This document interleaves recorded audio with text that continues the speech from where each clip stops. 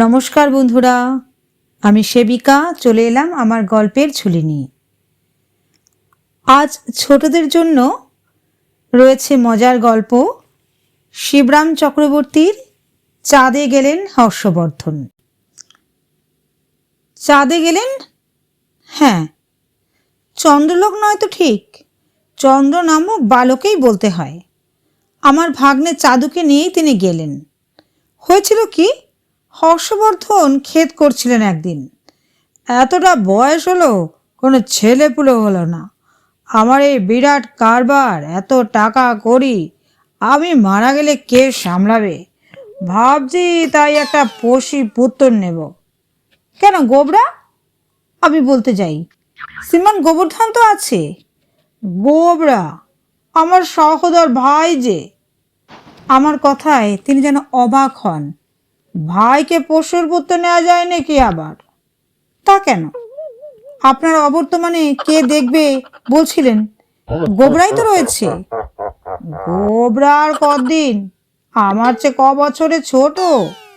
আমি মারা যাওয়ার পরেও সে টিকবে? আর টেকেও যদি কদিন, বড় জোর 2-4 বছর। তারপর আমার এই বিষয় সম্পত্তি। না না, টিকবে বই কি। আমি বলি, যদিও আপনার টিক কাঠের মতো নয় জানি, তাহলেও গোবরাকে আমার বেশ টিকসই মনে হয়। আকারটা টেকে বেশ। আপনি জানেন না, ও যেরকম দাদা ভক্ত, আমি মারা গেলে আমার বিরহে আর বাঁচবে কিনা সন্দেহ। না না মশাই, আপনি অনাথ বালক ঠালক দেখুন। অনাথ বালক? হ্যাঁ, আমার বউ দুঃখ করে বলছিল, জীবনে মা ডাক শুনতে পেল না। মা মা মধুর ধ্বনি শোনার ওর বড় বাসনা। আমি ওর ওই বাসনা চরিতার্থ করতে চাই, বেঁচে থাকতে থাকতেই। তাছাড়া আমারও কি শখ হয় না ওই সুমধুর ডাক শোনার? মা ডাক? না না, মা কেন, বাবাই তো। ও তো তবু মধুর ধ্বনি শুনতে পায় মাঝে মাঝে। গয়লা, ধোপা, ফেরিওয়ালা সবাই ওকে মা বলে ডাকে। কিন্তু আমাকে বাবা বলতে কাউকে শোনা যায় না। আমাকে বাবা বলবার কেউ নেই। আমি চাই আমাকে কেউ বাবা বলুক। বাবা ধ্বনি শুনে জীবন সার্থক করে যাই। তাই আমার একটা অনাথ বালক চাই। কোথায় পাই আমি জানাই। আচ্ছা, আমাকে হলে হয় না? আমি আর বালক নই যদিও, তা বটে, কিন্তু অনাথ তো। আমার বাবা মা কেউ নেই, মারা গেছেন কোশমিন কালে। আমি প্রায় বাবার বয়স পেলাম বলতে গেলে। হবেন আপনি পোষ্যি পুত্তর? চোখ ছানা বড়া করে। বাবা বলে ডাকতে পারবেন আমায়? চেষ্টা করব, চেষ্টার অসাধ্য কি আছে? তাছাড়া তাছাড়া সেটা আর বেফাস করি না, মনে মনে আওড়াই। মহাশয়ের বিষয় সম্পত্তির দিকটাও তো দেখতে হবে। লজ্জা করবে না বাবা বলতে? এত বেশি বয়সে বিলকুল পরের বাবাকে। তা হয়তো করবে একটু, ভাব বাচ্চাই ডাকবো না হয়। বাবার আবার ভাব বাচ্চা হয় নাকি? হাব ভাবে জানাই যদি, কিংবা যদি সংস্কৃত করে পিতৃ সম্বোধন করি, যদি বলি পিত, ভারী ইতরের মতো শোনাবে। পিতৃ জ্বলে যাবে পিতর শুনলে। তিনি প্রায় জ্বলে ওঠেন। তাছাড়া যে জন্য নেওয়া তাই তো হবে না আপনাকে দিয়ে। আপনি আমার ঢের আগেই খতম হবেন যদ্দূর আমার ধারণা। আমাদের জল পিণ্ডি দেবে কে? সেই জন্যই তো লোকে ছেলেপুলে না হলে পোষ্যিপুত্র নেয়, তাই না? আপনার সন্ধানে কোনো বাচ্চা টাচ্চা নেই গো? তাহলে তো আমার ভাগ্নেদের মধ্যেই দেখতে হয়। তবে তাদের মধ্যে অনাথ কেউ নেই, একজন বাদ। সে বেচারার মা বাপ কেউ নেই, থাকতে কেবল এক ডবল মা। ডবল মা মানে আমি, তার মামা। তাছাড়া কেউ নেই আর। তাহলে সে একাই 100, 100 চন্দ্র স্তম হস্তি। সেই চাঁদুকেই নিন না হয়। চাঁদুর বয়স কত? এই 12 কি 13, বেটে খাটো। কিরকম দেখতে? ঠিক চাঁদের মতো। নাম শুনছেন না, চাঁদু? চাঁদপানা চেহারা, আমি জানালাম। তারপর বাড়ি ফিরে জপাতে বসলাম চাঁদুকে। হর্ষবর্ধনকে মাঝে মাঝে ডাকলেই হবে, তবে ওর বউকে কিন্তু হরদম। উনি সব সময় মা ডাক শুনতে চান। যখন তখন মা মা রবে সুমধুর স্বরে। পারবি তো? ঠিক বেড়ালের মতো প্রায়। তবে একার ওকার বাদ দিয়ে ম্যাও নয়, মা কেবল। খাওয়া দাওয়ার ভারী জুত্র বাড়িতে, হরদম খেতে পাবি। সব রকম খাবার সব সময় মজুদ। চাঁদুও খুব মজবুত ও বিষয়ে, সঙ্গে সঙ্গে রাজি। আর কি করতে হবে মামা?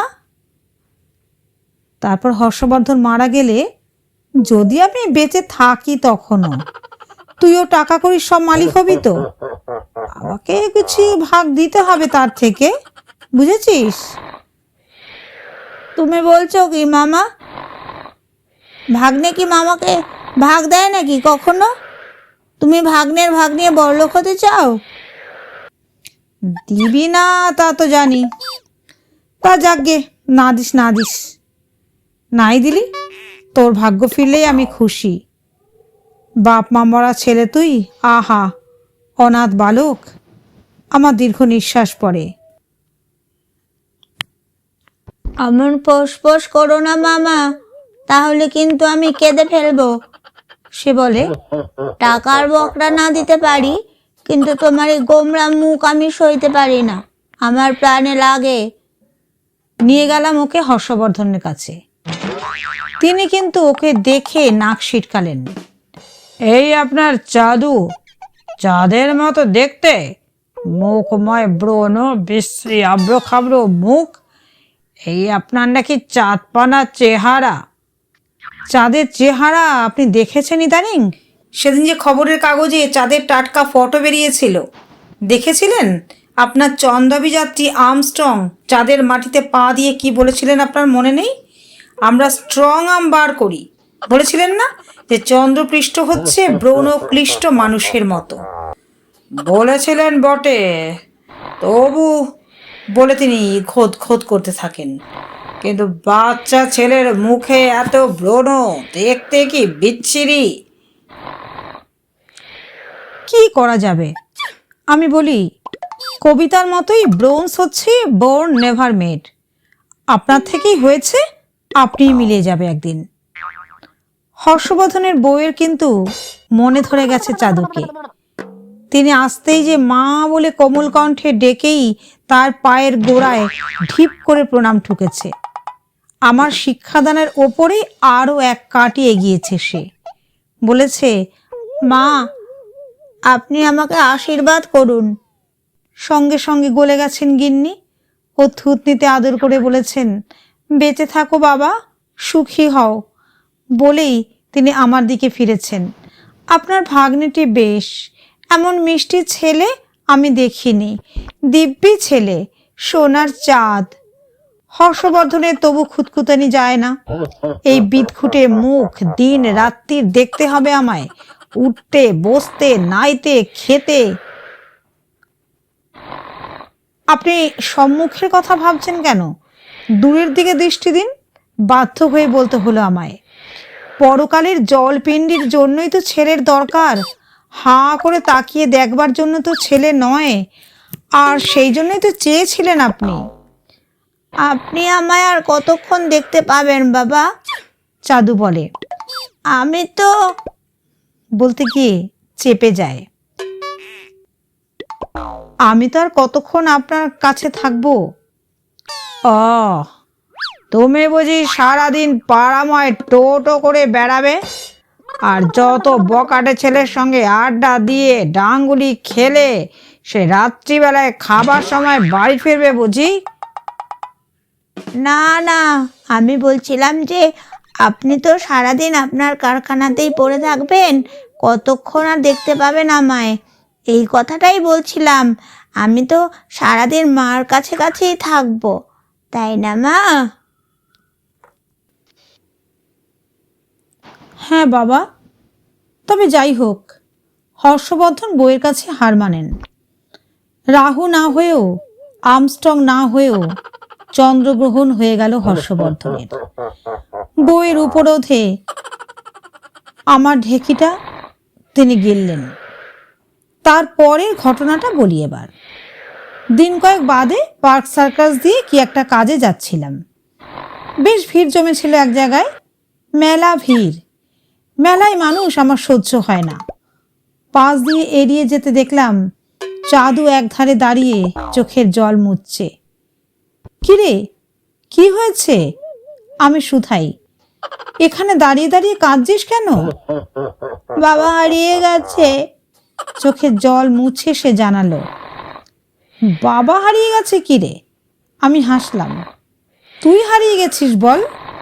না, আমি হারাইনি, আমি ঠিক আছি। মেলা দেখতে এসেছিলাম আমরা। আমার হাত ধরেই তো যাচ্ছিল বাবা। কখন যে হাতছাড়া হয়ে গেল, টেরই পেলাম না। ডাকিসনি বাবাকে? ডাকছি তো, কখন থেকেই ডাকছি, সাড়া পাচ্ছি নে। সাড়া পাচ্ছিস নে? পাবো না কেন? সে বিরস মুখে জানায়। অনেক সাড়া পাচ্ছি, তবে তারা কেউ আমার বাবা নয়। কি বিপদ! আরে তাই তো হবে রে, বাবা বাবা বলে ডাকছিস কি না? কি বলে ডাকবো তবে? চাঁদু না হোক। তোর মতন ছেলে তো সবারই ঘরে আছে। সবাই কোনো না কোনো এক চাঁদপানা ছেলের বাবা। তারা ভাবছে যে তাদের ছেলেরাই ডাকছে বুঝি। বাবা বলে ডাকলে তো সবাই সাড়া দেবে। এর ভিতর সবাই যে বাবারে। তাহলে কি বলে ডাকবো? কি বলে ডাকবি? হা, ভাবনার কথাই বটে। ওই বাবা বলেই ডাকতে হবে, উপায় কি?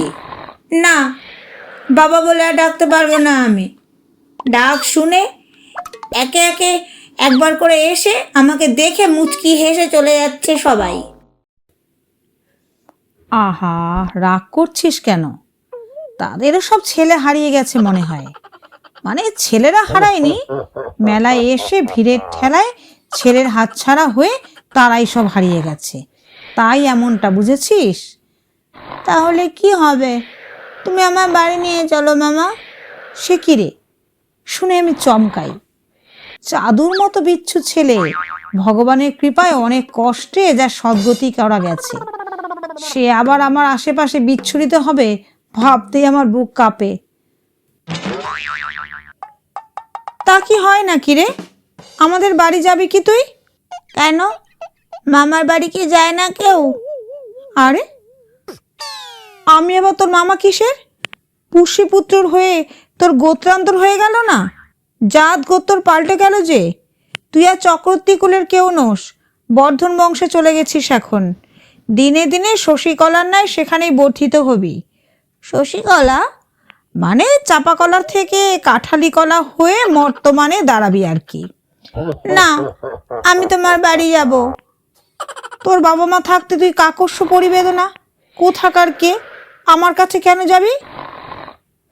তুই কি আর অনাথ বালক নাকি? বাবাকে দেখতে পাচ্ছি না যে। ওর চোখে আবার জল গড়ায়। কি করব? এক কাজ কর, নাম ধরে ডাকলে হয় না?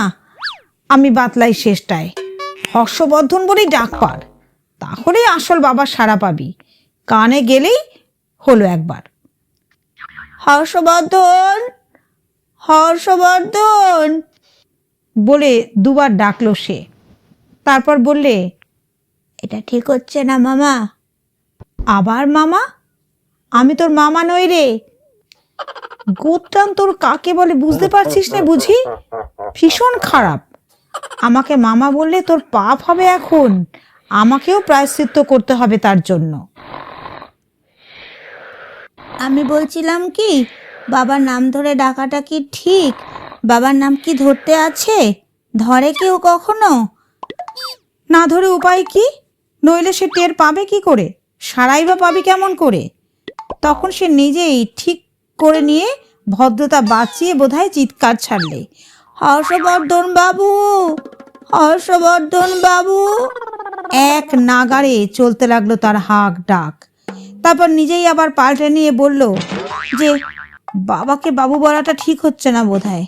হাঁকতে লাগলো, হর্ষবর্ধন বাবা, হর্ষবর্ধন বাবা, ও হর্ষবর্ধন বাবা। তারপর পর্যায়ক্রমে চলতে লাগলো তার ধারাবাহিক, হর্ষবর্ধন বাবু, হর্ষবর্ধন বাবা, হর্ষবর্ধন বাবা বাবু, হর্ষবর্ধন বাবু বাবা, হর্ষবর্ধন বুবা, হর্ষবর্ধন বাবা বুবু, হর্ষবর্ধন বুবা বুবা, হর্ষবর্ধন বুবু বুবু। চিৎকারের সঙ্গে বুৎকার মিলিয়ে সে এক এলাহি ব্যাপার। হর্ষবর্ধন তেড়ে ফুঁড়ে বেরিয়ে এলেন মেলা থেকে। বেরিয়ে ঠাস ঠাস করে চর কষালেন ওর গালে। হতভাগা ছেলে, বাপের নাম ধরে ডাকছিস? এত বড় বুড়োধারী ছেলে, লজ্জা করে না? আমি কৈফিয়ত দিয়ে বোঝাতে যাচ্ছি, উনি আমার উপরে চোট ছাড়লেন। এমন ছেলে আবার চাই না মশাই, নিয়ে যান আপনার ছেলেকে। পোষ্যপুত্তরের নিকচি করেছে, চাইনে আমার পোষ্যপুত্তর। আমি বরং নরকেই যাব, আজন্ম সেখানেই পচে মরব না হয়। আর জলপিণ্ডির দরকার নেই আমার। 7 জন্ম আমি নরকে পচব, তবু এমন ছেলের মুখ দর্শন করব না। ওর অপরাধটা কি হয়েছে, আমারই বা কি? আমি আবার বলতে যাই, উনি ফের আমায় দাবড়ে দেন। না, আপনাদের দুজনের কারোরই কোনো অপরাধ হয়নি, যত অপরাধ আমার। ঘাট হয়েছে, মানছি আমি। এ নাকে খত, কানে খত। আপনার পোষ্যপুত্র আপনি নিয়ে যান মশাই, আমার চাই নেই। খুব হয়েছে, খুব শিক্ষা হয়েছে। দয়া করে আর আপনারা আমায় মুখ দেখাবেন না।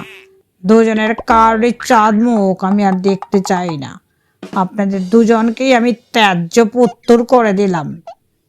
অগত্যা চাদুকে বগল দাবাই করে বজ্রাহত হয়ে ফিরলাম নিজের ডেরায়। ভেবেছিলুম ওকে হর্ষবর্ধন পীঠস্থানে প্রতিষ্ঠা করতে পারলে ভবিষ্যতের পেটস্থানের ব্যবস্থা হবে নিজের। কিন্তু এমনি বরাত, কি হতে কি হয়ে গেল। ত্যায্য পুত্র হয়ে গেলাম আমরা মামা ভাগ্নে দুজনাই। Please like, comment, share and subscribe to my channel.